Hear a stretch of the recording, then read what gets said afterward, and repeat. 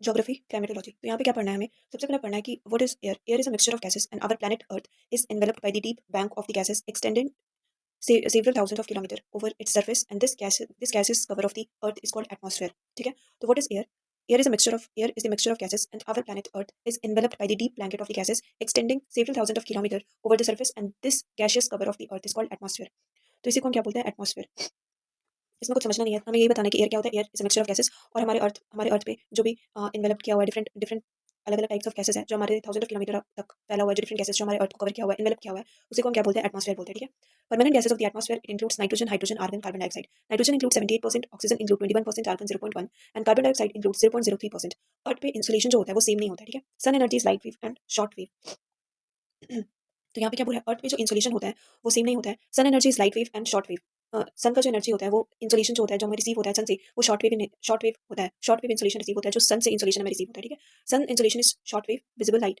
Short wave होता है जो अर्थ पे आता है। ठीक है? जो इंफ्रारेड रेज होता है, infrared rays is consider to be a long wave terrestrial radiation. उसको लॉन्ग वेव टेरेस्ट्रियल रेडिएशन बोलते हैं। ठीक है? Which is about 0.3 to 0.7 wavelength. ठीक है? इसका वेवलेंथ क्या होता है? 0.3 to 0.7 wavelength. Sun energy is a visible light, it is a short wave and ultraviolet and ये शॉर्ट वेव होता है। और इंफ्रारेड रेज एंड और अल्ट्रावायलेट रेज जो होता है वो 0.3 टू 0.7 होता है। ठीक है? पहले होता है गामा रेज, फिर होता है एक्स रेज, फिर होता है यूवी रेज, फिर होता है विजिबल लाइट, फिर इंफ्रारेड रेज और माइक्रोवेव। ये जो सीक्वेंस है उससे बहुत सारे क्वेश्चन आए हैं। तो पहले क्या होता है? गामा रेज, फिर एक्स रेज, फिर यूवी रेज, फिर विजिबल लाइट, फिर इंफ्रारेड रेज और फिर माइक्रोवेव। ठीक है? तो 3 बार याद करने की कोशिश करेंगे। सबसे पहले क्या होता है? गामा रेज़ होता है, गामा, सारे गामा, तो सारे गामा से गामा रेज़ याद रखेंगे। सारे गामा पा से गामा रेज़ याद रखेंगे। फिर एक्स रेज़ आता है। फिर एक्स वाई ज़ेड से एक्स रेज़ याद रखेंगे। फिर यूवी रेज़ याद रखेंगे। तो सबसे पहले सारे गामा से गामा याद रखेंगे। फिर अगर हम अल्फाबेटिकली जाएँ तो एक्स रेज़ होता है, यूवी रेज़ होता है, फिर हमारा विजिबल लाइट आता है। ठीक है? एक्स रेज़ होता है, फिर यूवी रेज़ होता है, फिर विजिबल लाइट आता है, फिर इंफ्रारेड रेज़ आता है और फिर माइक्रोवेव्स आता है। ठीक है? अब आता है स्ट्रक्चर ऑफ एटमॉस्फेयर।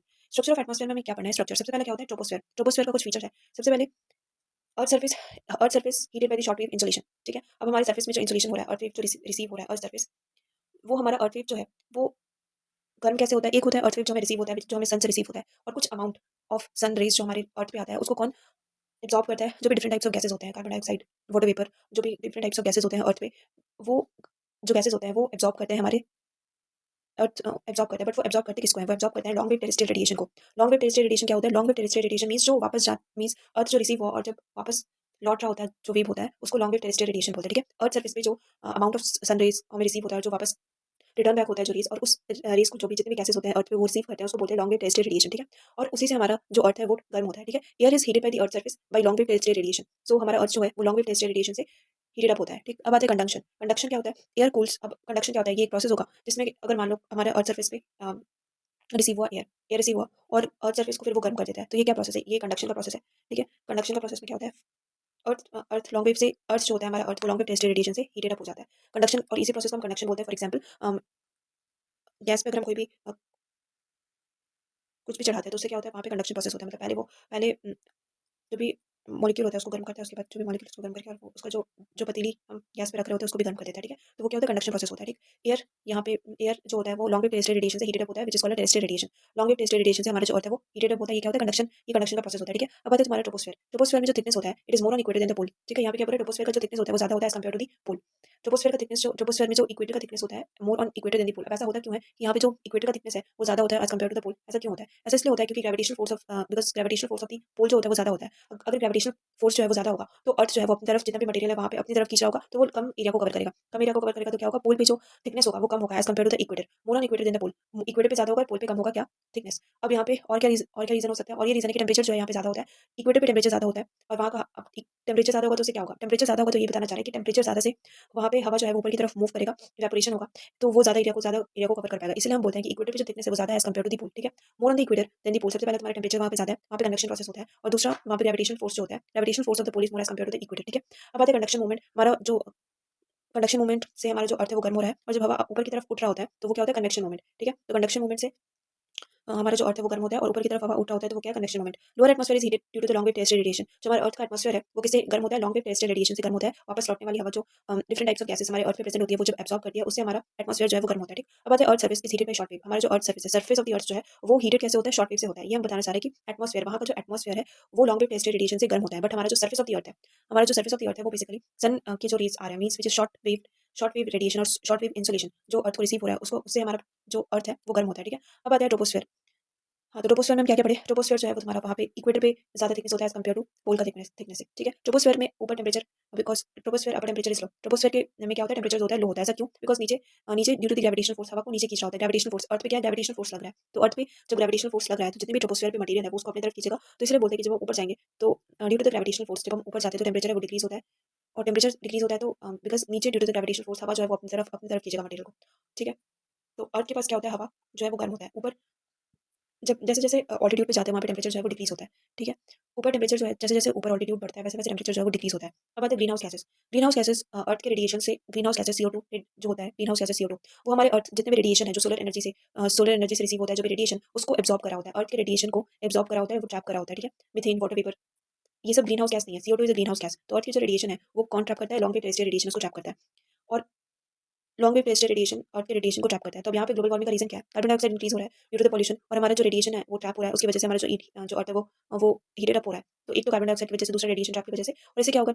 और थर्ड है तुम्हारा ट्री कट की वजह से हमारा जो कार्बन डाइऑक्साइड है वो इंक्रीज़ होता है। तो यहाँ पे CO2 बैलेंस नहीं होगा और ट्री जो है वो CO2 यूज़ अब होगा क्या? यहाँ पे कार्बन डाइऑक्साइड इंक्रीज़ हो रहा है, ठीक है? कार्बन डाइऑक्साइड इंक्रीज़ हो रहा है, दूसरा रेडिएशन जो है वो ट्रैप हो रहा है। ज़्यादा से ज़्यादा हमारा जो अर्थ है वो हीटेड अप हो रहा है because of the different type of the gases की वजह से हमारा अर्थ है वो हीटेड अप हो रहा है और ट्री भी कट रहा है। तो जो अमाउंट है हमारे अर्थ सर्फेस पे CO2 का वो और भी इंक्रीज़ हो जाएगा। क्यों? क्योंकि ट्री भी नहीं है जो हमारे CO2 को एब्ज़ॉर्ब करे। तो यहाँ पे CO2 जो है वो बैलेंस नहीं होगा और बैलेंस नहीं होगा तो यहाँ पे क्या होगा? ग्लोबल वार्मिंग होगा और हमारा जो ग्लेशियर है वो मेल्ट अप होगा। तो पहला ग्रीन हाउस CO2 इंक्रीज़ हो रहा है, दूसरा रेडिएशन जो है वो ट्रैप CO2 है तो ज़्यादा से ज़्यादा रेडिएशन ट्रैप होगा, ज़्यादा से ज़्यादा रेडिएशन ट्रैप होगा, ऊपर से ट्री भी कट रहा है। तो हमारा अर्थ पे जो ग्लोबल वार्मिंग है क्यों? क्योंकि ग्लेशियर मेल्ट करेगा, ठीक है? अब हमको ये बताना था कि इक्वेटर पे जो ग्रेविटेशनल फोर्स होता है, इक्वेटर पे ग्रेविटेशनल फोर्स कम होता है एज़ कम्पेयर टू द पोल। क्यों? पोल के नियर होते हैं हम लोग इसलिए वहाँ पे ग्रेविटेशनल फोर्स कम होता है, ज़्यादा होता है और इक्वेटर पे जो ग्रेविटेशनल फोर्स होता है, देखो यहाँ पे इक्वेटर पे जो ग्रेविटेशनल फोर्स होता है वो ज़्यादा होता है। सॉरी इक्वेटर पे जो ग्रेविटेशनल फोर्स होता है वो कम होता है, पोल्स पे ग्रेविटेशनल फोर्स जो होता है वो ज़्यादा होता है, ठीक है? अब आता है ट्रोपोस्फेयर। ट्रोपोस्फेयर का थिकनेस जो होता है वो ज़्यादा होता है इक्वेटर पे और पोल पे कम होता है। थिकनेस जो है वो इक्वेटर पे ज़्यादा होता है, पोल पे कम होता है। क्यों? क्योंकि यहाँ पे ग्रेविटेशनल फोर्स कम है, यहाँ पे ग्रेविटेशनल फोर्स ज़्यादा है। मटेरियल को अपनी तरफ खींचेगी तो यहाँ पे जो भी सरफेस कम सरफेस कवर कर पाएगा। लेकिन वहीं इक्वेटर पे ज़्यादा से ज़्यादा सरफेस को कर पाएगा। दूसरा वहाँ पे टेम्परेचर ज़्यादा है और तीसरा वहाँ पे इवेपोरेशन होगा तो ज़्यादा से ज़्यादा सरफेस को कवर करेगा। तो इसलिए वहाँ पे जो थिकनेस होता है, thickness in equator is more but gravitational force in the equator is low as compare to the pole, ठीक? अब आते हैं वहाँ पे कन्वेक्शन प्रोसेस होता है, टेम्परेचर इंक्रीज़ होगा, इंसोलेशन इंक्रीज़ होगा, ग्रेविटेशनल फोर्स कम है। यही सब रीज़न है इक्वेटर पे क्या होता है थिकनेस ज़्यादा होता है बट जो ग्रेविटेशनल फोर्स है वो कम होता है। ये बहुत इंपॉर्टेंट क्वेश्चन है कि gravitational force on the equator is low as compare to the pole whereas the thickness on the equator is more as compare to the pole, ठीक है? अब आते हैं ऑल्टीट्यूड। जब ऑल्टीट्यूड इंक्रीज होता है टेम्परेचर जो है वो डिक्रीज होता है। जब हमारा ऑल्टीट्यूड और टेम्परेचर के बीच में इनवर्स रिलेशन होता है, जब ऑल्टीट्यूड इंक्रीज होता है तो टेम्परेचर जो है वो डिक्रीज होता है। इसलिए जब ट्रोपोस्फेयर में क्या होता है, ट्रोपोस्फेयर में टेम्परेचर ऊपर की तरफ जाएंगे तो टेम्परेचर जो है वो डिक्रीज होगा। बट बहुत सारे एक्सेप्शन भी होते हैं यहाँ पे, ठीक है? अर्थ टेम्परेचर क्यों बढ़ा? Because of the green house gas which is CO2 near the surface of the earth ज़्यादा है, वो ज़्यादा से ज़्यादा हीट को ट्रैप करेगा, लॉन्ग वेव टेरेस्ट्रियल रेडिएशन को एब्जॉर्ब करेगा जिससे कि टेम्परेचर जो है वो इंक्रीज हो जाएगा और हमारे अर्थ की सर्फेस पे जो है वो टेम्परेचर इंक्रीज होगा। ऑल्टीट्यूड पे टेम्परेचर डिक्रीज होता है एवरी 1 किलोमीटर कितना डिक्रीज होता है? अबाउट 6.5 डिग्री का डिक्रीज देखा जाता है, ठीक है? इसको ही बोलते हैं हम लैप्स रेट, ठीक? इसी को बोलते हैं लैप्स रेट। तो टेम्परेचर डिक्रीज कब होगा? जब हम हाई ऑल्टीट्यूड पे जाते हैं तो टेम्परेचर जो है वो डिक्रीज होता है और एवरी 1 किलोमीटर पे अबाउट 6.5 डिग्री डिक्रीज होता है और इसी को हम लैप्स रेट बोलते हैं। Temperature decreases due to the height. Temperature decrease क्यों होता है? Due to the height. Lowest layer of earth at atmosphere temperature decrease due to the height की वजह से टेम्परेचर मतलब ऑल्टीट्यूड पे टेम्परेचर जो है वो डिक्रीज होता है। ट्रोपोस्फेयर जितनी भी वेदरिंग एक्टिविटीज होते हैं वो कहाँ पे होते हैं? ट्रोपोस्फेयर पे होते हैं। जितनी भी वेदरिंग एक्टिविटीज होते हैं वो ट्रोपोस्फेयर पे होते हैं। CO2 is a good absorber of the heat of the long wave terrestrial radiation. Then we have a conduction. Conduction process क्या होता है? जब two object of different temperature when come in contact with each other and allow the heat to flow is called conduction process जो हम अभी बताएं। For example, two different type of temperature होगा, two different object जिसका temperature अलग अलग होगा और जब वो एक दूसरे के कॉन्टैक्ट में आएगा तो वो भी गर्म हो जाएगा। फॉर एग्जाम्पल अगर हम गैस पे एक कढ़ाई रखते हैं और उसके बाद उसको चलाने के लिए कुछ रखते हैं तो अगर हम उसको कढ़ाई पे ही छोड़ देते हैं तो वो भी गर्म हो जाता है। अगर जो भी चम्मच या किसी भी चीज़ से चला रहे होते हैं वो भी गर्म हो जाता है। तो two object of different temperature and come in contact with each other and allow the heat to flow is called conduction. And what is convection? Convection is the transfer of heat through movement of fluid hot water is called convection process, ठीक है? जैसे किसी एक state से दूसरे state में जो molecule का मूवमेंट की वजह से जो चेंज देखा जाता है उसको कन्वेक्शन प्रोसेस बोलते हैं, ठीक है? Greenhouse gas are the gases in the earth atmosphere and trap the heat and allow the sunlight in prevents some of the heat that sun bring, ठीक है? तो लॉन्ग वेव टेरेस्ट्रियल रेडिएशन को absorb करने में help करता है which is CO2 CH4 etcetera. When water heated up और fluid heated up और movement of the fluid energy loses और लाइट और बिकेम लेस डेंस, ठीक है?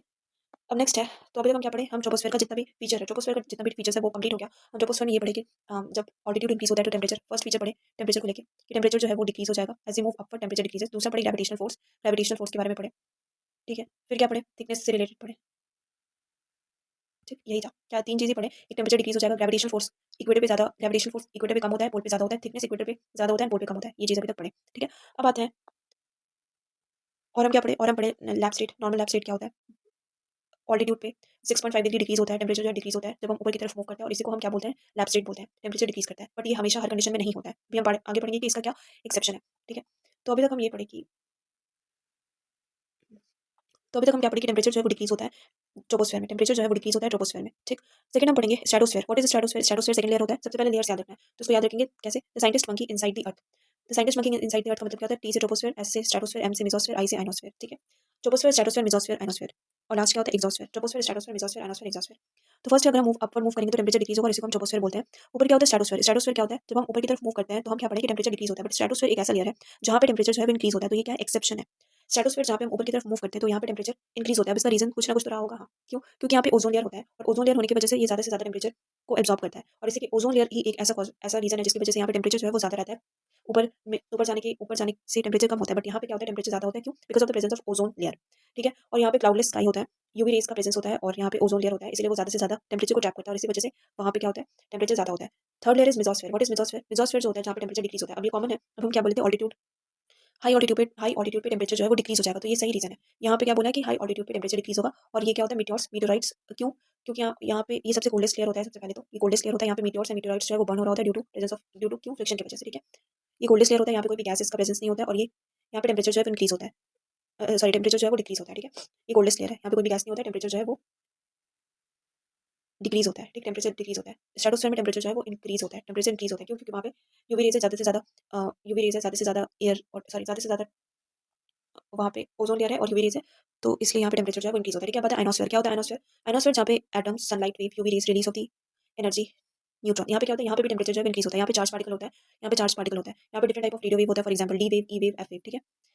D wave basically low frequency का होता है, ई वेव जो होता है वो मीडियम फ्रीक्वेंसी का होता है और एफ वेव जो होता है वो हाई फ्रीक्वेंसी का होता है और लास्ट पार्ट होता है एग्जॉस्फेयर। एग्जॉस्फेयर ये outer part of the atmosphere होता है। तो अभी तक हम क्या पढ़े? ट्रोपोस्फेयर। ट्रोपोस्फेयर जब हम ऊपर की तरफ जाएंगे तो टेम्परेचर जो है वो डिक्रीज होगा। स्ट्रेटोस्फेयर ये थोड़ा एक्सेप्शन है। क्यों? यहाँ पे ओजोन लेयर का प्रेजेंस होता है, ये ओजोन लेयर का क्वेश्चन 100 बार पूछ लिया होगा शायद प्रीवियस ईयर में, ठीक है। टेम्परेचर डिक्रीज होगा। स्ट्रेटोस्फेयर ओजोन लेयर का प्रेजेंस कहाँ पे होता है? वहाँ पे टेम्परेचर जो है वो इंक्रीज होता है, क्योंकि हमेशा एक्सेप्शन से ही क्वेश्चन आते हैं। नॉर्मल क्वेश्चन सबको पता होता है लेकिन एक्सेप्शन क्वेश्चन किसी को नहीं पता होता है, इसलिए जो भी क्वेश्चन आता है वो एक्सेप्शन से आता है। मेसोस्फेयर क्या होता है? मेसोस्फेयर जहाँ पे मीटियोर्स का प्रेजेंस होता है और यहाँ पे ये one of the coldest layer of the atmosphere होता है। Third is ionosphere. आइनोस्फेयर जहाँ पे आयंस का प्रेजेंस होता है, जहाँ पे आयंस का प्रेजेंस होता है, चार्ज पार्टिकल मिलते हैं और यहाँ पे भी टेम्परेचर जो है वो डिक्रीज हो रहा होता है। फिर लास्ट पार्ट इज एग्जॉस्फेयर, ठीक है। Ozone layer, stratosphere protect the earth layer from the UV rays. ये हमारे यूवी रेज को, तो ओजोन लेयर का काम क्या है? ओजोन लेयर का काम यही है कि वो हमारे अर्थ सर्फेस को यूवी रेज से प्रोटेक्ट करता है और टेम्परेचर, यहाँ पे टेम्परेचर जो हाई होता है। और जो भी एरोप्लेन, ट्रोपोस्फेयर में सारा वेदरिंग एक्टिविटी होता है, तो ऑफकोर्स वहाँ पे एरोप्लेन तो जाएगा नहीं, इसलिए स्ट्रेटोस्फेयर में एरोप्लेन होता है। एरोप्लेन कहाँ पे होता है? स्ट्रेटोस्फेयर लेयर में होता है, ठीक। ये सब पढ़ लिया, ये सब कंप्लीट हो गया, ठीक। तो अभी तक हम क्या पढ़े? अभी तक हम सबसे पहले पढ़े ग्रेविटेशनल फोर्स के बारे में। ग्रेविटेशनल फोर्स इक्वेटर पे कम होता है, पोल पे ज़्यादा होता है। फिर हम पढ़े थिकनेस के बारे में। थिकनेस में क्या पढ़े? थिकनेस जो इक्वेटर पे ज़्यादा होता है, पोल पे कम होता है। फिर हम पढ़े ट्रोपोस्फेयर, ठीक। ट्रोपोस्फेयर में क्या पढ़े? ये इंक्रीज होता है टेम्परेचर जो है, जब हम ऊपर की तरफ जाएंगे तो टेम्परेचर डिक्रीज होता है, हाई ऑल्टीट्यूड पे टेम्परेचर डिक्रीज होता है। यहाँ पे जितना भी वेदरिंग एक्टिविटी होता है। फिर हम इस पढ़े स्ट्रेटोस्फेयर। स्ट्रेटोस्फेयर में क्या होता है? ओजोन लेयर होता है जो हमें हमारे अर्थ को यूवी रे से प्रोटेक्ट करता है और यहाँ पे टेम्परेचर जो है वो इंक्रीज होता है। क्यों? बिकॉज ऑफ दी मीटियोर्स और मीटियोर्स बोले, because of the presence of ozone layer, ठीक है। ओजोन लेयर की प्रेजेंस की वजह से स्ट्रेटोस्फेयर में टेम्परेचर जो है वो ज़्यादा होता है। फिर हम क्या पढ़े? फिर हम पढ़े ट्रोपोस्फेयर पढ़े, स्ट्रेटोस्फेयर पढ़े, फिर पढ़े मेसोस्फेयर। मेसोस्फेयर में क्या होता है? मेसोस्फेयर में मीटियोर्स का प्रेजेंस होता है, ठीक है। मीटियोर्स का प्रेजेंस होता है तो इसीलिए वो one of the coldest layer होता है। फिर हम पढ़े आइनोस्फेयर जहाँ पे आयंस का प्रेजेंस होता है और यहाँ पे जितना भी रेडियो एक्टिव वेव्स है वहाँ पे DEF का प्रेजेंस होता है और लास्ट पढ़े outer layer which is exosphere. तो यहाँ पे हमारा कंप्लीट होता है